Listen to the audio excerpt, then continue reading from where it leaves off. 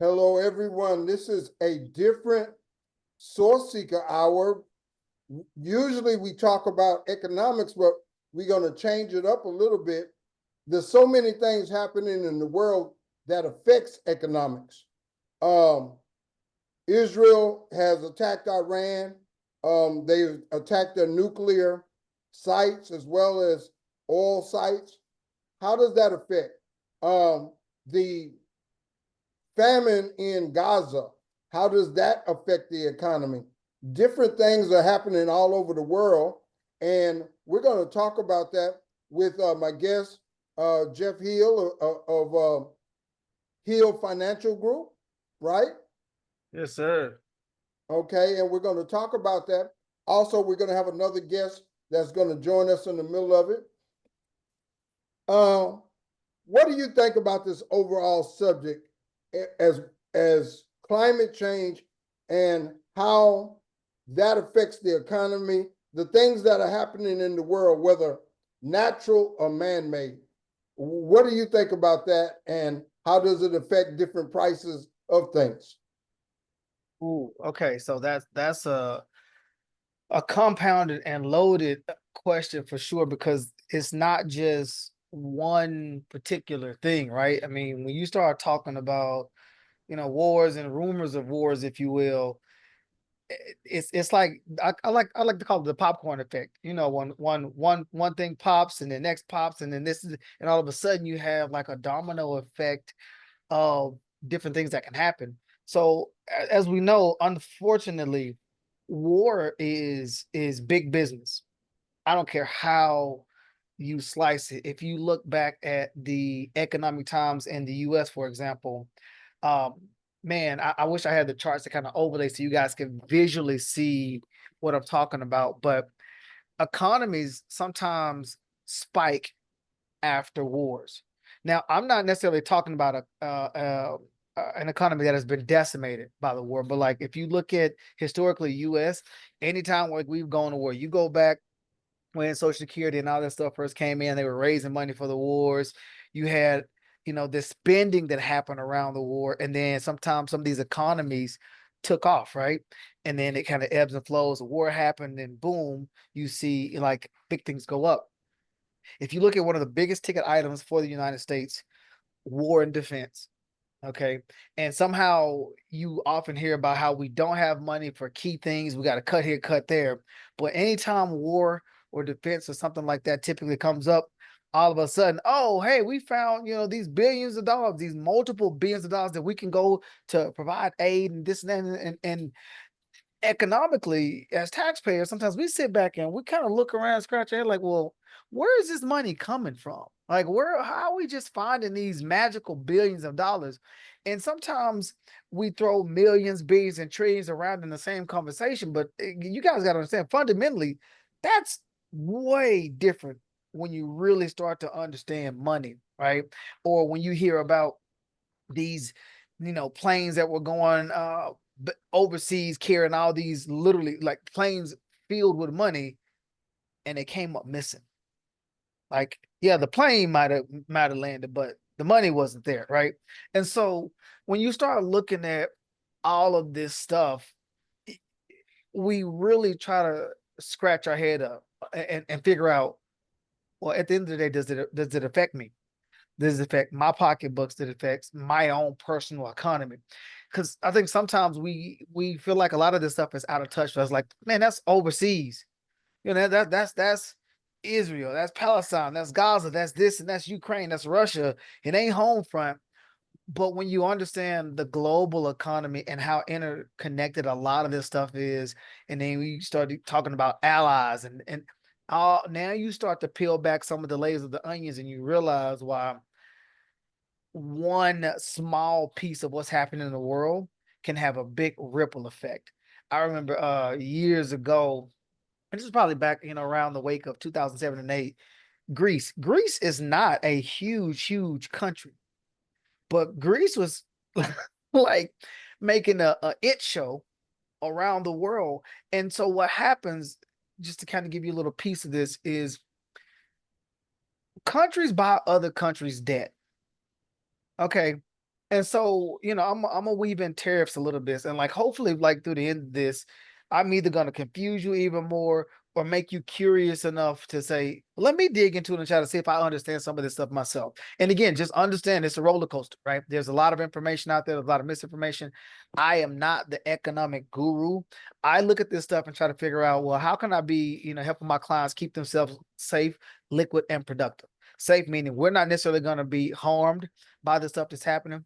Liquid means, hey, we got some liquidity positions to where when the bad stuff does happen, we can take advantage of it. And productive, our money can still grow no matter what's going on economically. That's personally how I try to help my clients through these times. So let's kind of dig into it. One of the first things I want to say is we're talking humans, okay? And this past week, I was out. My wife and I were talking about this, and I try not to go too deep and pick a side, because when you talk to somebody maybe who's from Israel, they're gonna tell you their emotional story. You be like, dang, I get it. I'm with you. Then you talk to somebody from Palestine, and you hear their side, and you're like, oh, well, I didn't know that because so so said this. Like, nah, this, and then you get the back and forth, right? And so, depending on how you're looking at some of the stuff, you just don't know, but you don't have to choose a side. So I want to let you guys know you don't have to choose a side. You don't have to, get into this shouting match over who's right and what. But the biggest thing is just understanding that stuff is happening, right? And the central thing I want you to take away is out of all this stuff that's happening, can and will it affect me? And if so, when? Right? Because we talk about the market. Not all of the market is affected by this. There's leading indicators, there's lagging indicators, there's things that react quickly to this kind of a news, and there's some stuff that just is a little bit slower to react. Let me ask a question. Go ahead. Trump started out very strong saying about the tariffs. He gonna do this, he gonna do that. Now he's kind of backed off. Why and where might that go in relationship to other things that are happening in the world? Man, listen, if I can break down the mind of Trump, brother, listen, I'll be on. I have my own syndicated show right now, right? It But look, seems like he had a strategy in the beginning, but then when was it the Chinese bonds or the bonds started, people started being scared and getting rid of the bonds, and he backed off on it. so most of you guys are probably familiar with the game poker, right? And again, I'm not a poker enthusiast, but I know enough to make this example. You know how sometimes you are trying to call somebody's bluff on something, right? And you see the poker and they're looking at the cards and they're like, you sure you want to do it? You want to go all in? And they're inching up their bet a little bit to make you think they got more in their hand than what they really do, right? And so I think sometimes you're seeing a lot of that stuff play out in real time. And then you listen to the people who love every single thing Trump ever does and says are telling you, man, yeah, no, he's a genius, he's a great strategist, and this and that. And then the other side, people are like, well, nah, like he's failing in plain sight, like and it's like, no, he meant to do that, and it's like, well, come on now, right? And sometimes just you got to cut through some of the noise and just look at this, remove Trump, and just look at the facts of what's happening. And would you have the same opinion? And I want to say some of these people who are diehard Trump people, if it wasn't Trump that was doing it, they would have a different opinion. And so I get my news sometimes from the Daily Show. And I know it seems weird because it's a comedic spin on everything. But sometimes, man, the stuff that's happening is just so gross. I need to be able to take it with this comedic spin on it just to not get so frustrated and emotionally charged by everything that's happening. Right. At least they're gonna kind of make me laugh when I can take that, like the take what's the old Mary Poppins, a teaspoon of sugar makes the medicine go down or something like that. Sometimes it's a little bit easier to ingest some of the truths that's happening when there's comedy attached to it, right? And so when Trevor was good at that too. oh yeah, Very yeah. good. And so when you look at some of this stuff that's happening,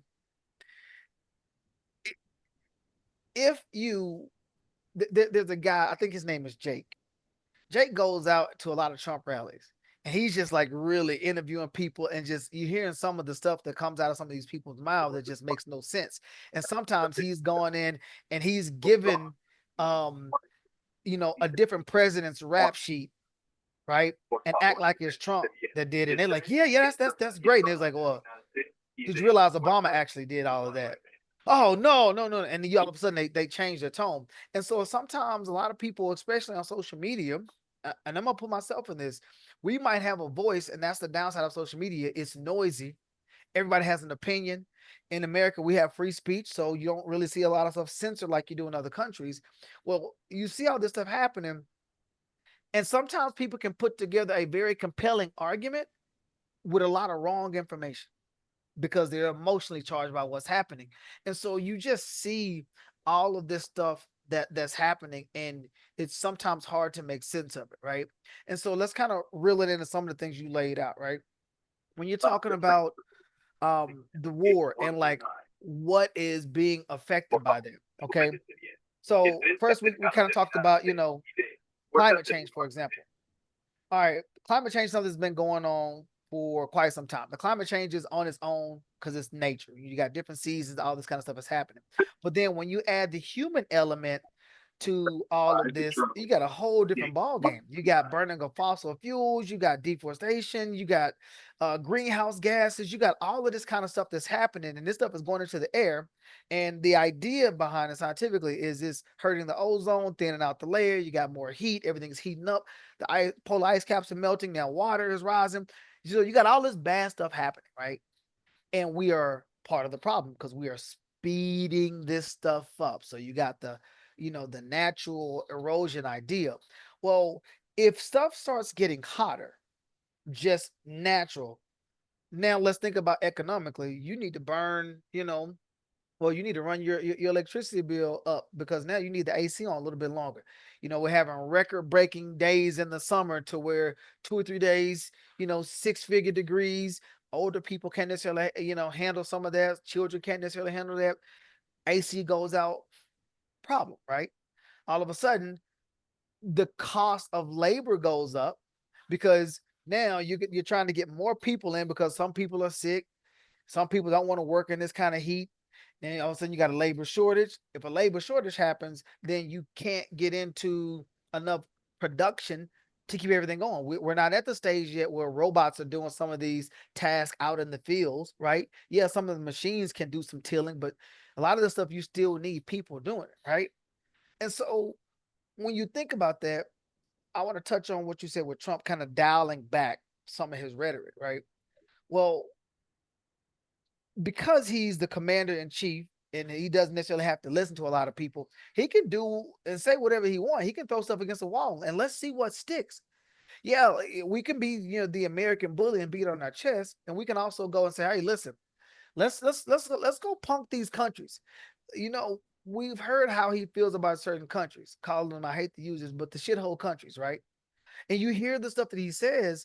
Well, this is real life. This is how he feels about some of these places. So it's like, well, yeah, I can disrespect Canada and say, once you guys become the 51st state, that'll probably do you some good. Well, yeah, let's go ahead and get Greenland. And you start hearing about some of this outlandish stuff that's happened. And to his mind, there's a method to his madness. Well, maybe there's a lot of natural resources we can get if we get Greenland to come in and be a part of our territory. And all of a sudden now, maybe that's some oil dependency that we don't have to get from wherever else, right? And so you just hear all of this stuff happening. And some of that is let's just throw a lot of stuff against the wall.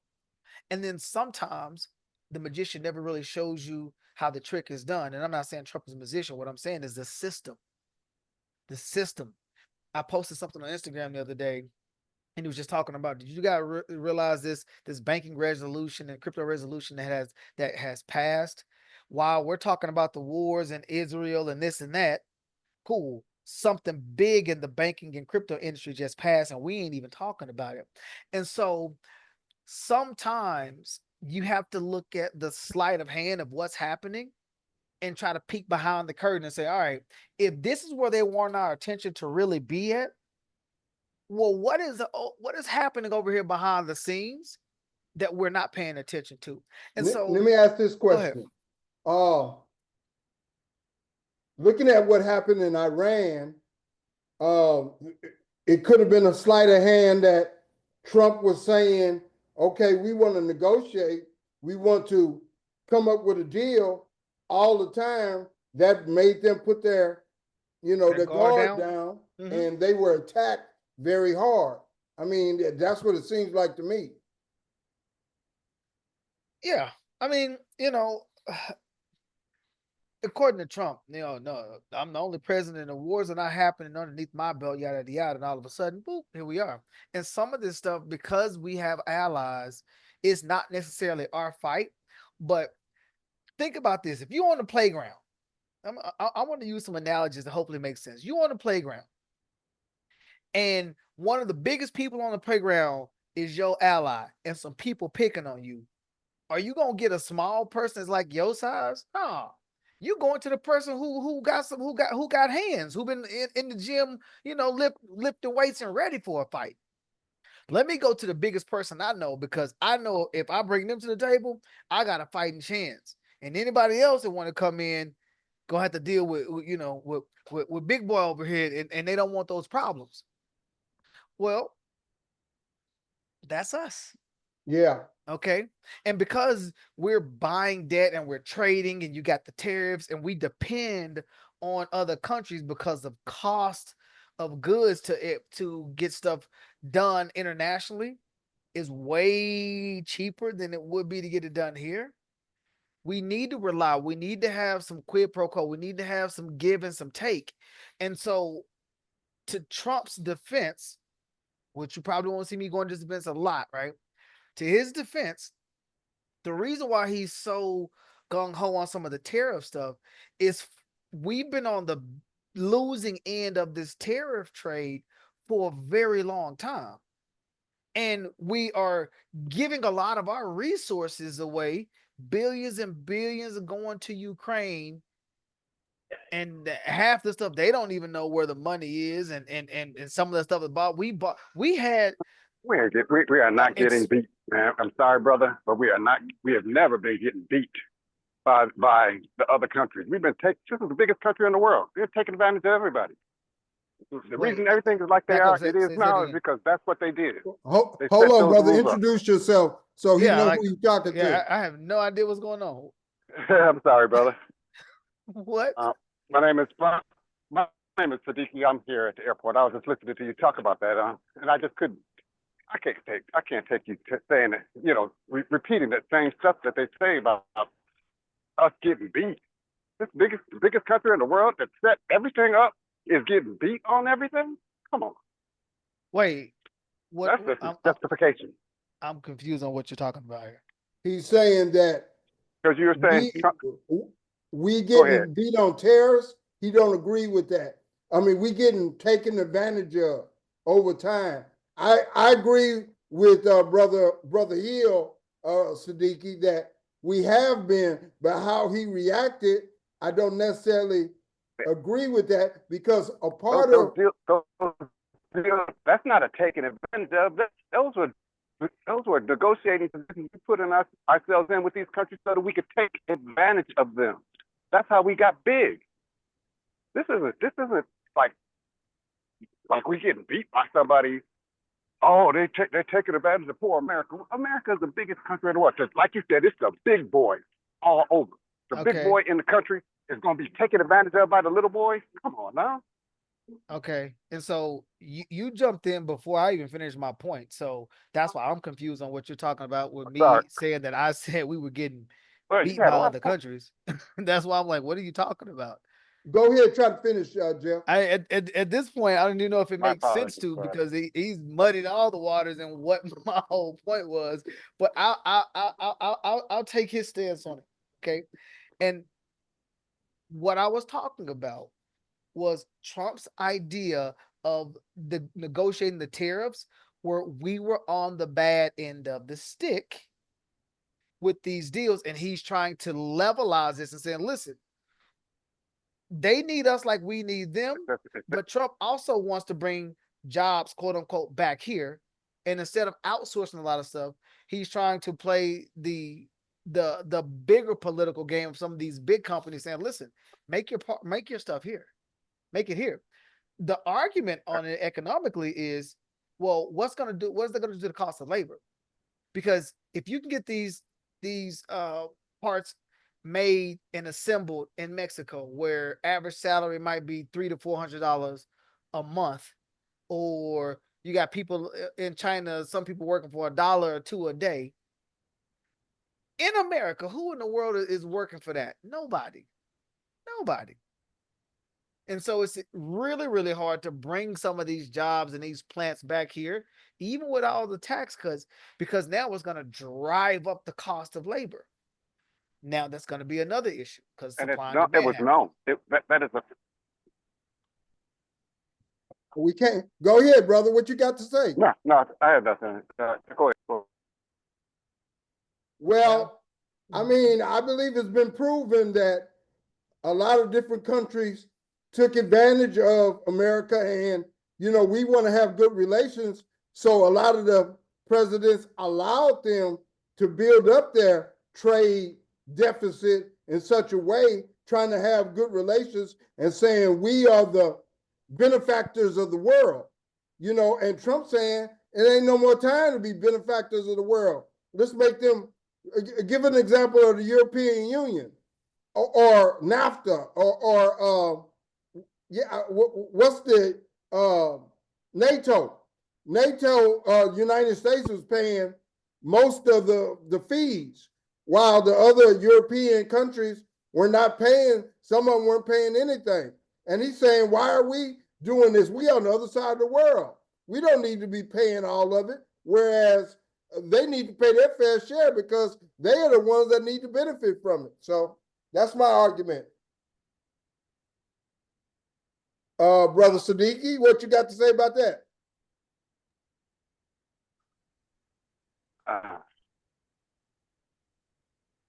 Argument. We have this argument all the time.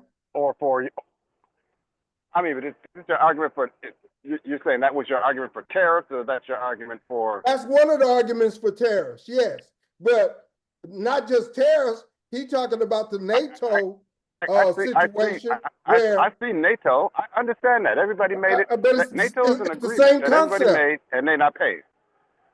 That's the same concept. We all of these countries. We went to all of these. No, we built.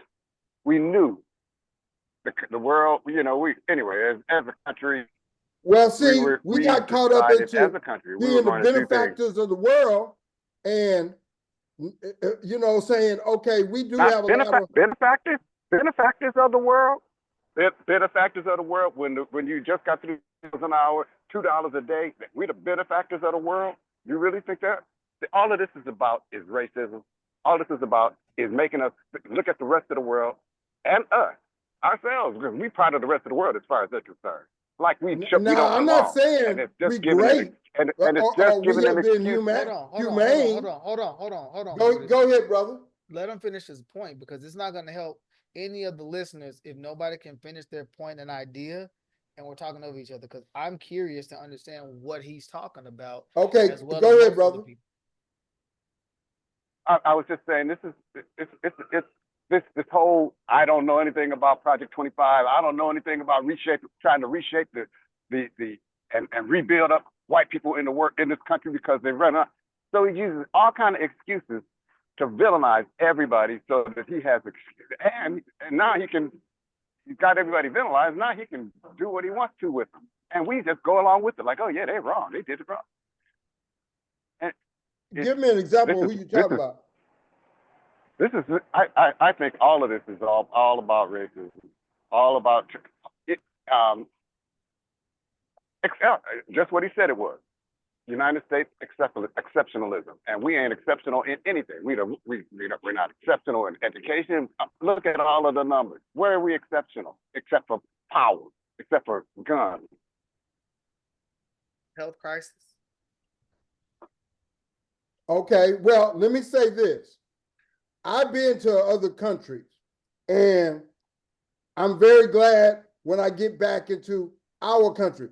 Now, if you are in another country as a black man, you may not have an opportunity to rise up because they don't have a constitution. Now, it may took us 200, 400 years, yes, but there is hope. Yes, we have racism, but I would tell you in a lot of other countries, they would take our form of racism. Now, I'm not saying that's good or bad, but without our tenet of how our society goes, we wouldn't have had a chance.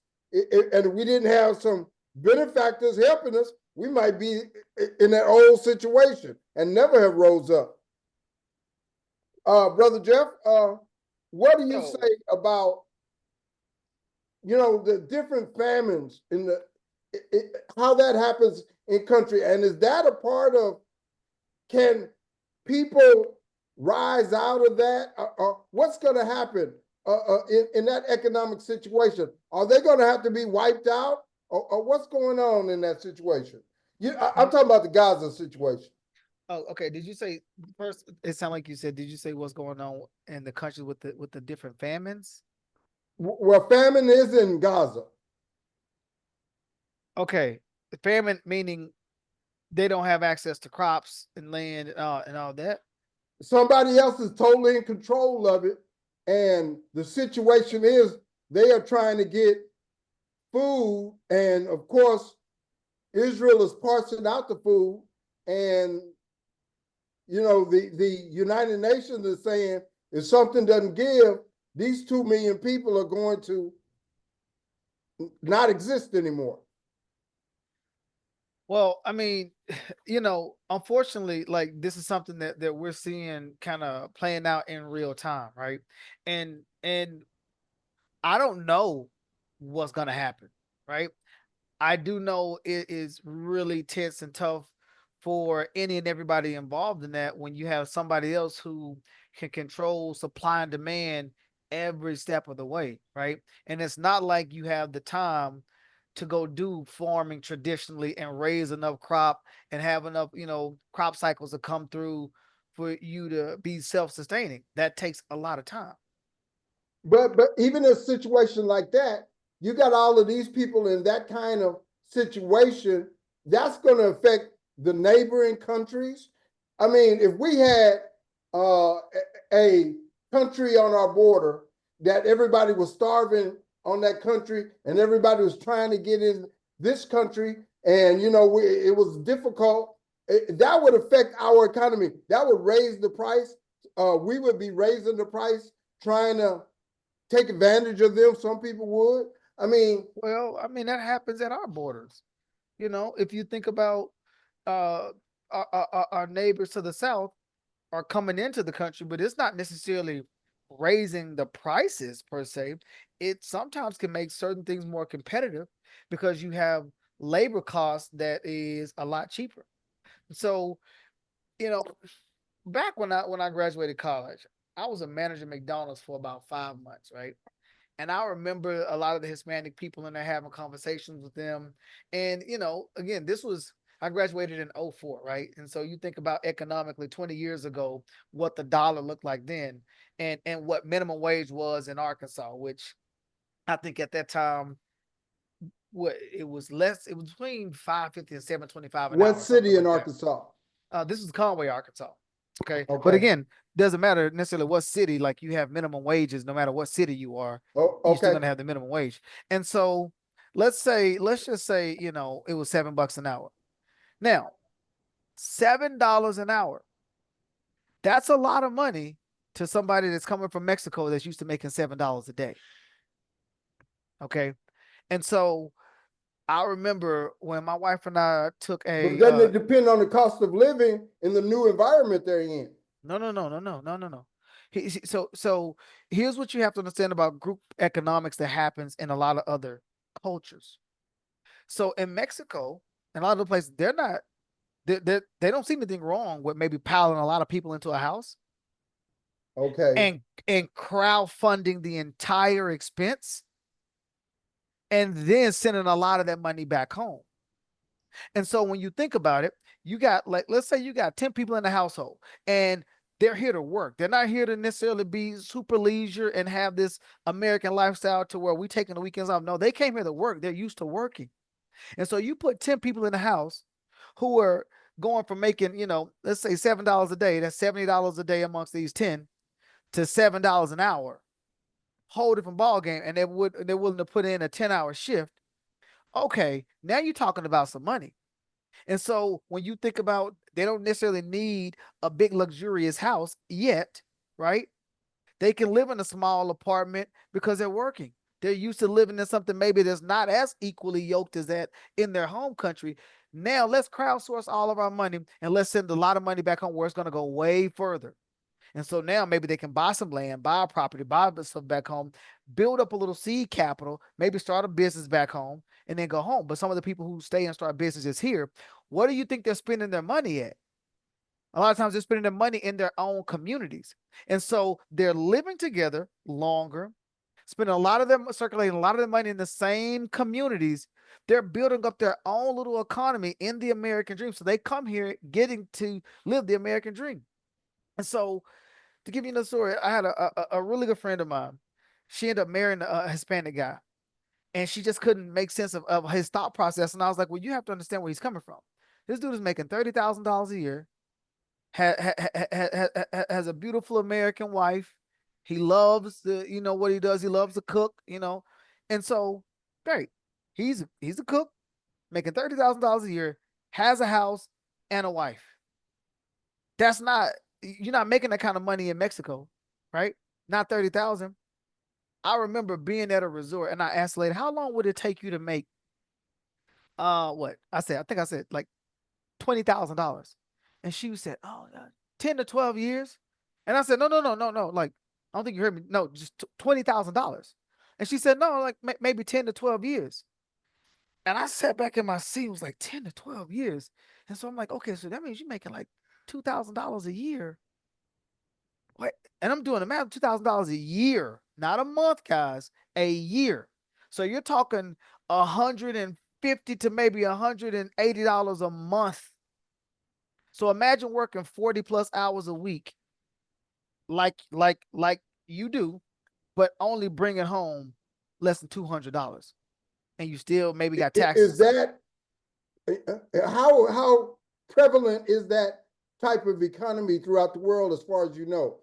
You're in Mexico now, or where are you No. now? So now we're in Colombia, Medellin, Okay. Colombia. Okay. And so again, it's not uncommon because you have some people in China making $1 a day.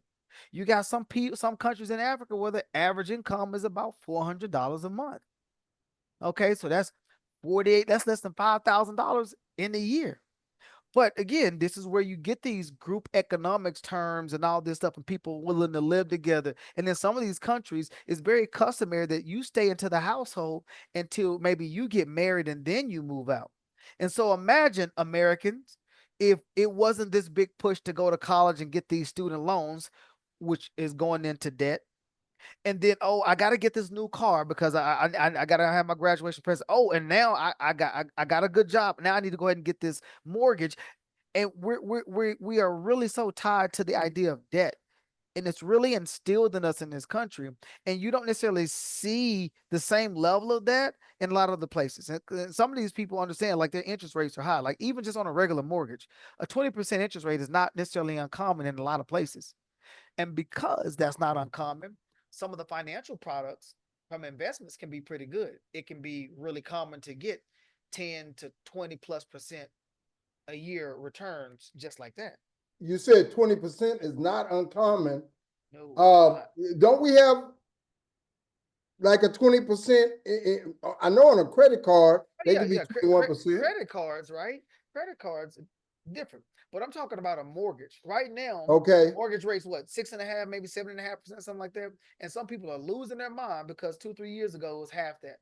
And so then when you go back to somebody who maybe bought a house back in what, 70s, where it was 15, 16%, and that was normal, right?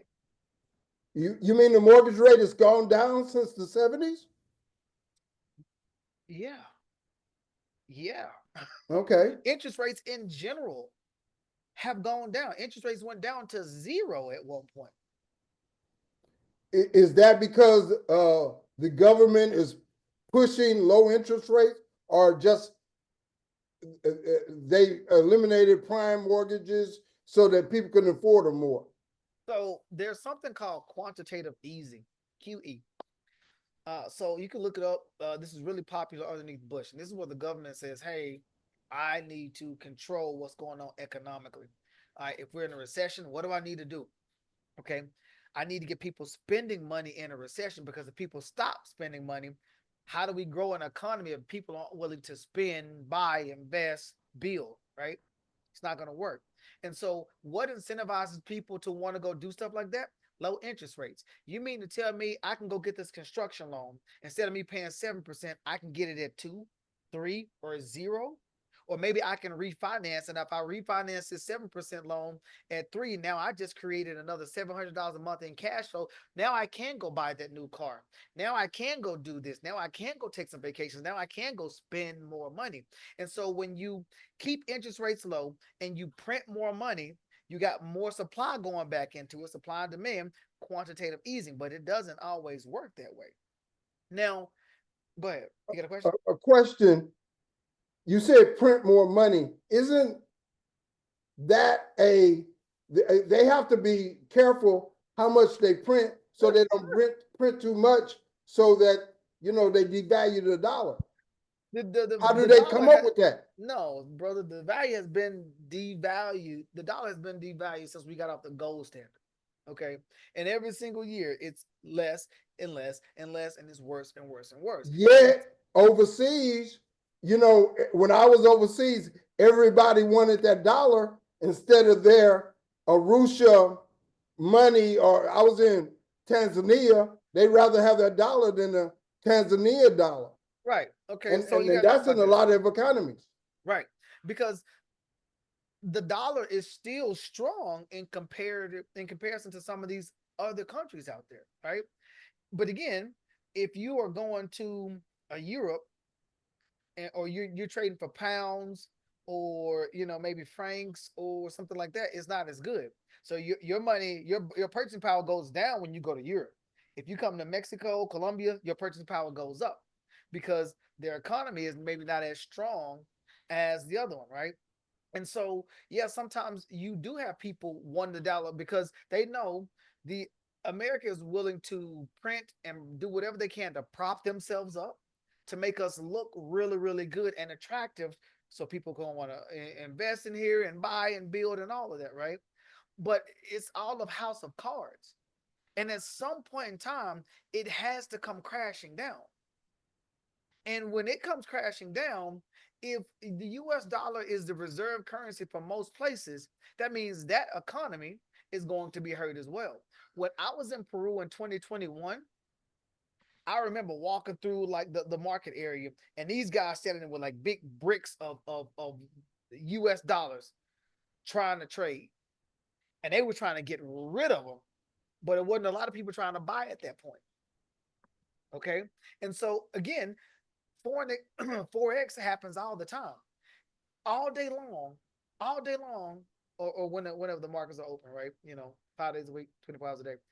People are trading against currencies all day long, and sometimes you can make some arbitrage. You can get the pips and all of this and that, right? So this stuff is happening. Yeah. So you go to some of these countries, they do want the American dollar, but some of these people want it because of the idea of the American dollar, not necessarily to use it. Like, it's not uncommon for me to be walking around some of these countries and I see somebody with like a dollar bill in, like, the clear phone case, because it's like, man, the American dollar. But it's Oh, designed okay. that way. Like a novelty item. Yeah, absolutely. Think about the $2 bill is a novelty item in the US. It's been around for a very long time, but how often do you use a $2 bill? Most people keep them in their wallet or something like that because it's supposed to be a sign for good luck. Novelty item, right? Same thing. Same thing. But the US dollar typically bounces back. And if you hold on it long enough, it can be worth it better for you in a different country. But in the US, not necessarily, because if you're holding on to cash, that's not a very good thing because cash is steadily getting devalued because of inflation. And so this is I why think gold and silver come in. I think the biggest thing in the global economy is what's going to happen between China and the US economy. Now, they kind of, they kind of at odds with one another, but holding things in place because they don't want to have a big fracture. What is your opinion on how that's going to turn out, China and U.S. economy?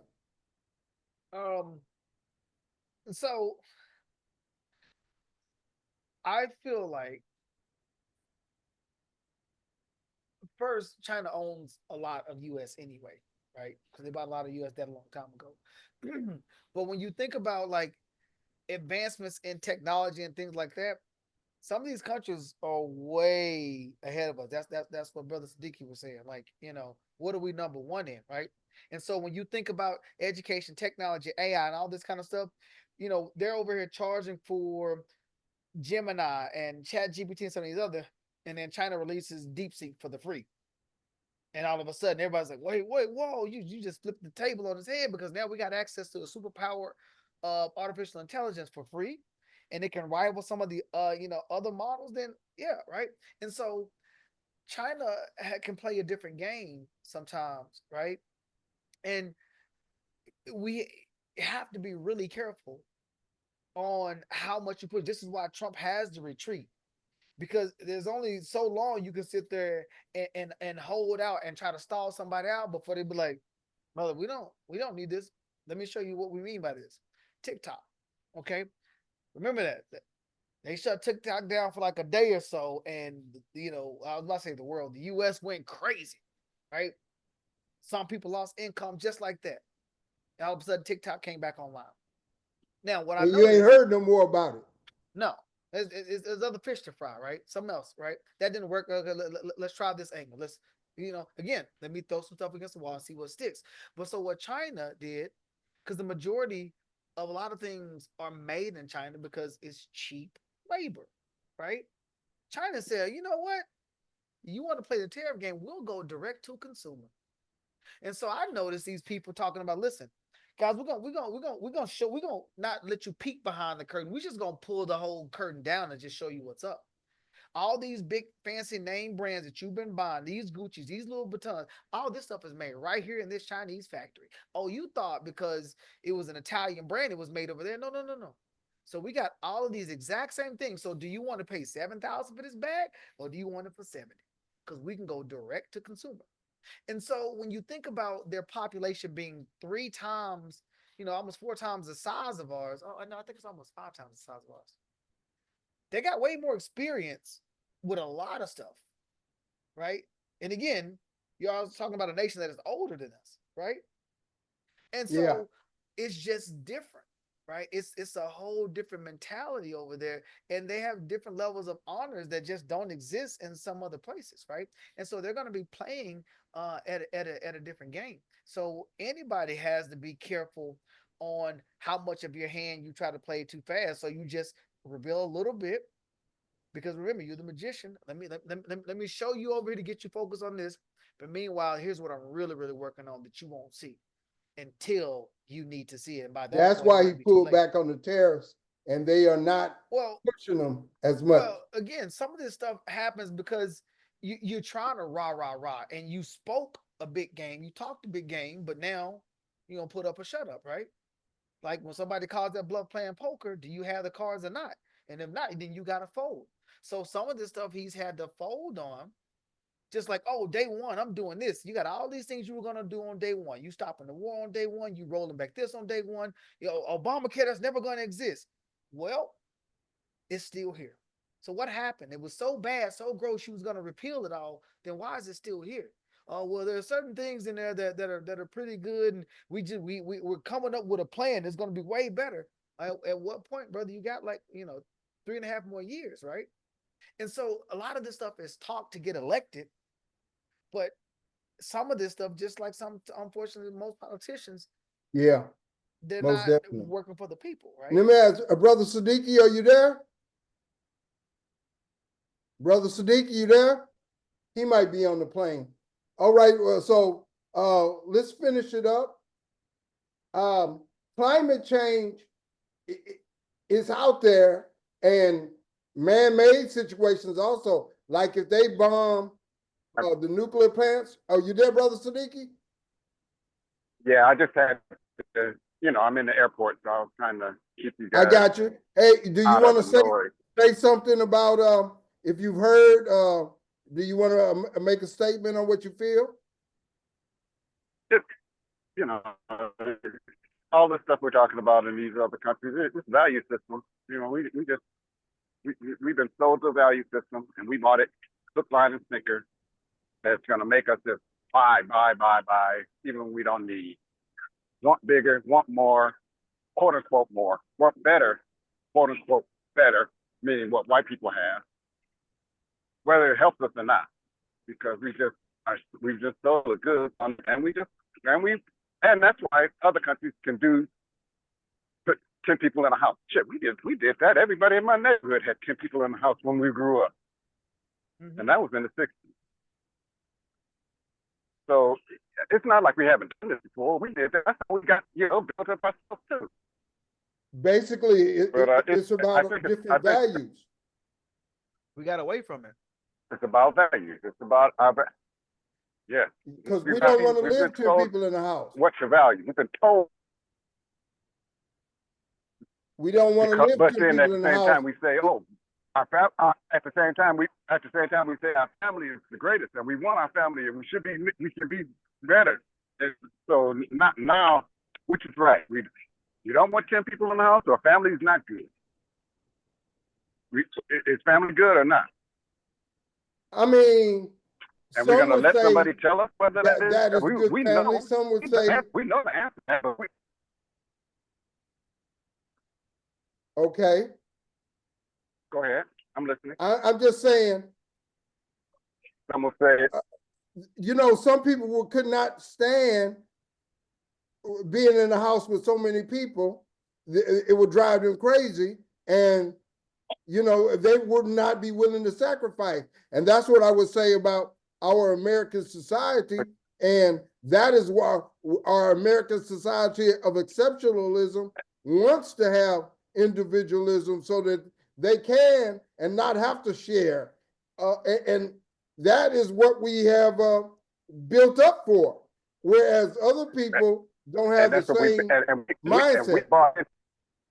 Go ahead. And we bought into that, right? So we just... Say it again, brother. What'd you say? I'm just saying, we did buy into that. Our values are what we've been told they should be. We don't want to have a lot of people in our house. This is not a good thing. But then at the same time, we say, oh, family is good. Which is right. And so you got all these people, now you got all these people in houses by themselves, shooting themselves because they can't stand living by themselves. They don't have any connection with each other. And it's just, we are just followers right now. We're not even thinking. We're not even thinking about what we know is right. Mm-hmm. Can we automatically say having 10 people in the house is the right kind of mentality? Can we automatically say that? No. And again, it doesn't necessarily have to be a hard rule for everybody, right? But the biggest thing is getting outside of the system, right? That's, I think, is where the difference comes in. Even like some of the little decisions here and there, like, can you do a vertical garden in your backyard, on your back porch, that can maybe start growing some of your own fruits and vegetables or herbs or something like that? That can be something that can be small, that you can kind of start on a smaller scale, and now you're less dependent on some of the pesticides. Now all of a sudden you're getting your health back a little bit. You got a little more energy to get out there and do more, and whatever that more is going to be a different thing. But pulling your resources together, whether that's, hey, let me go to an investment club and let's see if we can pull our resources together and go buy a property, right?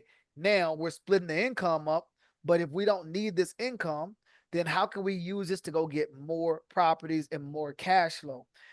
What you're seeing, and we use 10 as the people, I don't care if it's 6, 7, whatever, it's just different in a lot of the places. And some of it because these people are trying to get themselves out the mud. They don't have access to credit in some cases. And so think about what happens when you don't have access to easy money. It sometimes make you more resourceful. And so in the country, we say, man, that money, you got a little money, it's burning a hole in your pocket now. It means you want to go spend it as soon as you got it. The dollar stays in the black household, but 38 minutes. Meanwhile, it takes 8 days in a white household before it's circulated back out. Think about that. That's bad. But if you got more people in the household who's willing to really work for a larger vision of wealth, now all of a sudden, maybe with everybody pulling their money together, it's 4 days before it circulates instead of 38 minutes. And now in that 4 days, And how can you do that? Go ahead. my brother Go ahead, Jesse, I just one thing I want to say to that, and I agree with you 100%. The only party that yearning for wealth rather than a better life is a problem. And that's again part of that value system. As long as we keep gotta chase that dollar, gotta chase it for them, rather than look at whether our lives are better, or do we need this for a better life? Those are the things we should be focusing on. Now I gotta say right the here, wealth thing is a ruse. But it depends on how you're defining wealth.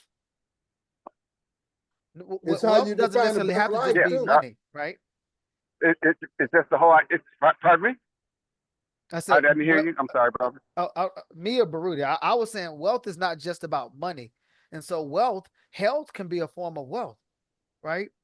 A level of freedom can be a form of wealth. But when you say wealth, who thinks of anything other than money?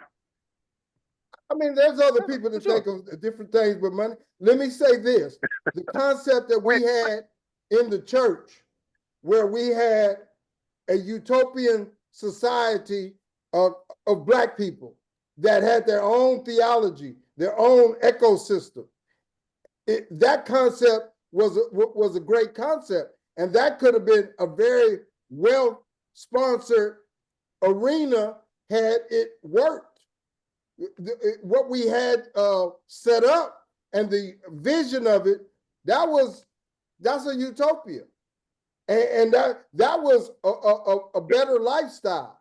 And we had a lot of situations where people didn't have exorbitant wealth, but they felt real good.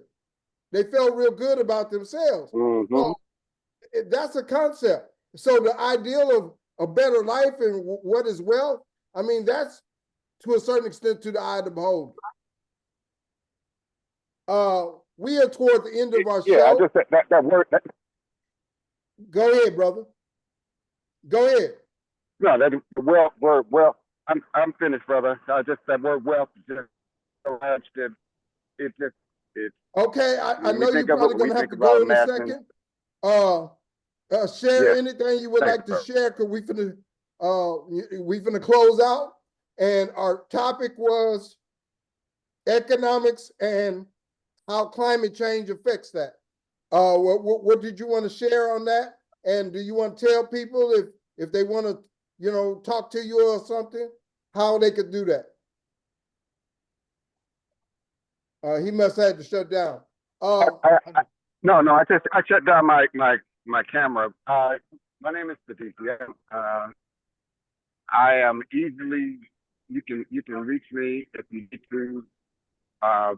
Just contact Baruti and it can get you my contact information. This is my brother. He's a curmudgeon, but he's my brother. Yes, all right, brother. Well, thank you. And be safe on your flight. Thank you. Jeff Hill. Yes, sir. Tell us about Hill Financial. So with Hill Financial Group, one of the things we do is we want to help people find money they're missing unknowingly and unnecessarily with a very unique approach. Once we find that missing money, we want to help them transfer to the future to create more tax-free generational wealth. Okay. Now, in this particular point, when I'm saying wealth, I'm talking about from a financial standpoint. Oftentimes, though, I will say this: when I talk about leaving generational legacy, okay, I tell people I'm not talking about just the money side. You want to leave an educational legacy as well. You want to, so it's different than just money because some people they think, oh man, if I just had the money, everything will be all right. But there's people who inherited millions and lost it all, right?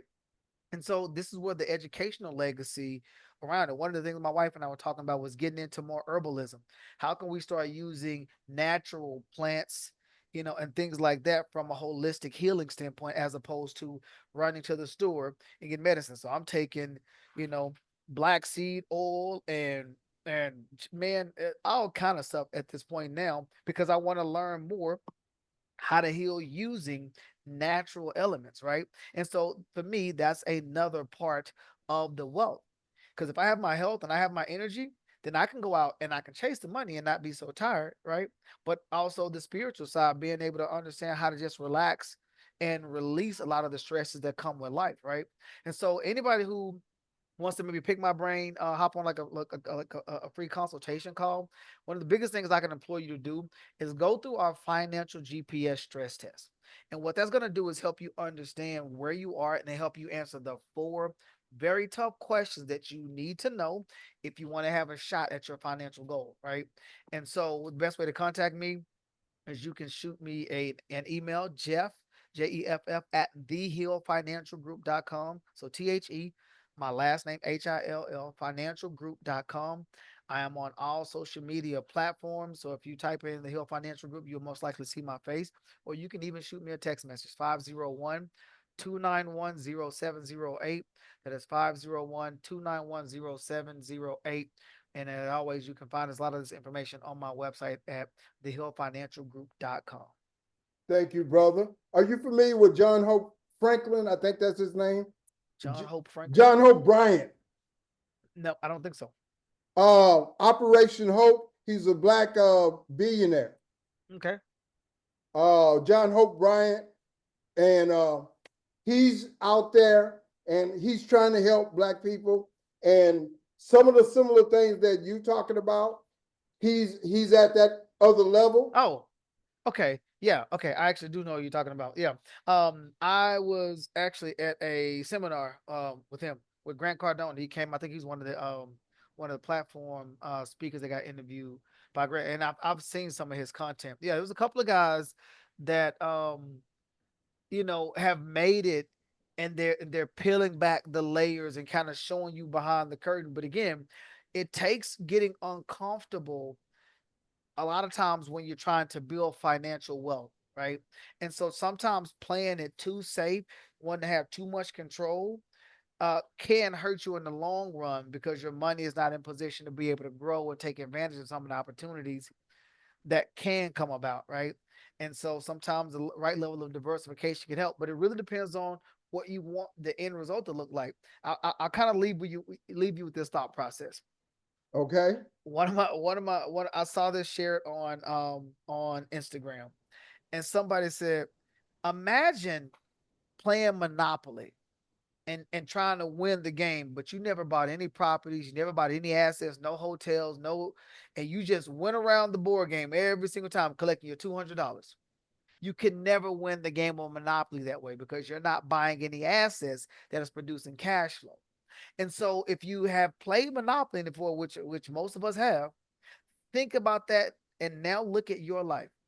Are you just And running around the eventually board? you're gonna fall on somebody's property and have to pay them. Well, if you're renting, that's exactly what you're doing right now. Yeah. You on somebody else's property and you pay them, and you might say, "Yeah, I'm gonna move across town to a different spot." But if you don't own that means you are landing on somebody else's property, and you're paying them. And so and like what's so crazy is like I like the game Cash Flow. Cash Flow is very like Monopoly, except it's a little more advanced, right? But it's really really good. And so when I look at this, I'm like, man, when look at your life right now and say, have I been playing the game of Monopoly in my real life wrong? Have I literally just been running around collecting my $200, whatever income is, And now I'm landing on all these other properties, to your point, Rudy, and I'm paying. And I haven't stopped to try to buy any assets yet that can help eventually lead to freedom. And too many black folks, we so caught up in the grind. We caught up in the grind, and that's a part of what they have instilled in us also, that we have difficulty with that. But also, like in the banker, they put up, negative different things against us, and that's a history of our life also. Right. But today is a different day. Yeah, today is a different day. That redlining and that kind of stuff, it was real. It happened. But then you also have a lot of people who do have homes, who do have businesses, who Yeah. do have wealth, who do have planes, who do have all this kind of stuff. Well, what happened? Somebody in their family probably got redlined too, right? And so sometimes, your decision to get it out the mud has to be stronger than your desire for right now, right? And so one of the things I show when I show somebody the personal economic model, there's this thing called lifestyle regulator. And your ability to build wealth is going to be based on this lifestyle regulator. How much stuff can you say no to right now? And now you take that freed up money and you throw it toward the future. And if you plan the asset game and the cash flow game, you're trying to go throw it to the future in something that cash flows and it's going to pay you reoccurring income. This is my last statement. The Lakers have just been sold for $10 billion. Oh, wow. Now, yeah, like they just been sold for $10 billion. The Buss family just sold them for $10 billion. He bought them, I think, for $257 million. Of course, his daughter inherited. She sold it for $10 billion. But all the athletes that have earned money over time, why couldn't 10 of them have come together $1 billion apiece and have bought that? It goes back to how can we work together and build a better concept. Right. And what show was that in? The show Billions. It was on Showtime for a while. I think you might be able to watch it on Amazon Prime. But the guy Bobby Axelrod was a billionaire and he wanted to get into owning a team. And there was a scene in it with Mark Cuban, and it was like, once you arrive, like that's when you arrive when you can go own a sports team, right? And it was like, but this is a very coveted club, and we don't let everybody in. Okay. Yeah. Key point. We don't let everybody in. So when you say, why didn't, these people just, how many billionaire athletes do you know? Well, I know let's say there are at least 10 out there. If they, and mix in different entertainers, musicians that have built up assets. We don't work together enough in that concept. And if we do, then we can, instead of 10 people in one house, that house could be a circle, a financial circle. It could be, but some people, not all investments are good for all people, right? And some people, they might like the sport as a spectator, but that don't mean they want to go own it, right? Because the headache and all the other stuff, they don't want their attention necessarily diverted there. I got my courtside seats or my whatever. I got my box up there. I'm cool with that. Cool, rah. But I'm not trying to be in the sports team ownership. I don't want my money locked up over to have more eventually. Right. Down the line, as we grow as a people, we can have more that can work together. That's sure. That's my only that would be that would be the goal. And I will say that's what John Hope talks about a lot of time is just, getting expanding that mindset and using some of the stuff that's available, because once you get over a certain threshold, making money becomes a lot easier, right? And so you always hear people say, man, that first million is the hardest. Even in real estate, buying that first property is the hardest, because you're going to go out and see 100 houses, put offers only on 10 of them, and you're only trying to buy one. But how many people want to go look at 100 houses? Nah, man, I looked at, 10 and I ain't, I ain't nobody trying to sell. Well, what about the other 90? Right. And so That's what I've heard about anybody who's really taught real estate. Go look at go talk to 100 people first and put offers in, because at this point you start to learn the market. You know what's a good deal, what's a bad deal, what's a motivated seller, what's not motivated, and you got way more experience when you do that before you buy your first home. Understood. Let me say, I thank you, Brother Jeff, Hill Financial Group. We've gone over time, but it was a very important discussion. And we're going to continue these discussions. And I thank you again. And we're going to shut down, and we're going to see you next time on the Sourceseeker Hour. Thank you, Brother Have Jeff. a good one.